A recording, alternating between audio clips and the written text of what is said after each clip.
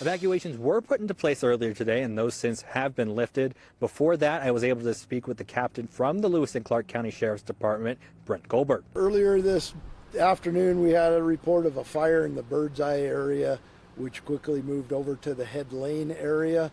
There has been evacuations that happened in a quick manner. It was looking pretty bad, and I haven't been out there, but I'm looking at the smoke over here to the west of me, and it looks like it's dying down a little bit. Roadblocks around the area have been lifted as well, and although firefighters are still working on some of the hot spots, the fire seems to be contained. Reporting in Helena, Jeremy Schnell, Montana Right Now. In a press call today, Governor Bullock assured Montanans that we are getting enough tests with over 1,600 per day. Right now, the governor's stay-at-home order is set to expire April 10th. He expects to announce early next week if that's going to change. I've been trying to keep all the state directives in a 2-week period. So my anticipation would be to extend that to April 24th. I think everybody else in Montana would love to get back to a sense of normalcy as soon as possible. Until then, Governor Bullock says the virus isn't slowing down and encourages residents to follow the stay-at-home guidelines currently in place. Reporting in Helena, Jeremy Schnell, Montana Right Now. How do you try and explain to people the severity of this virus who don't understand it? Yeah, and it's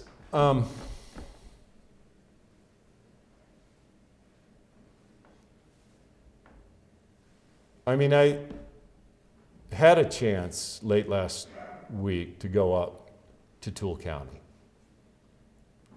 And knowing that, first of all, it's enough of a sacrifice in an assisted living facility not to be able to have regular visitors. Because we've already taken steps for nursing homes. But to know that there's been losses of life. Or explain it in that, I've only spoken to my parents from a distance because my parents are in that position where if somehow that they contracted this disease, that it is so dangerous to them. It's no overstatement that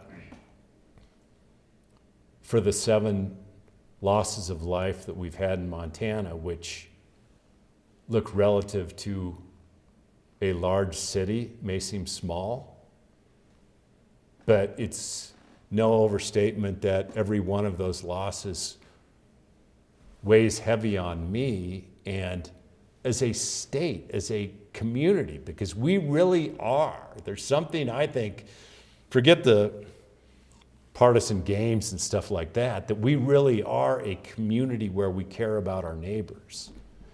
That I try to explain that just like you care about that neighbor, that's what we're doing here. And it's hard, and it's difficult, and it is frustrating. It's frustrating for everybody out there. It's frustrating for me. It's frustrating for me not just as a public servant or as a governor, but as a parent. As a son, as somebody that has friends in business who are struggling right now. And that's many of the reasons why, I've said to friends and others at times, I've said, I'm so over this. Meaning, I would so much rather be doing something else. But I say, I wish the virus was. I wish the virus was over this.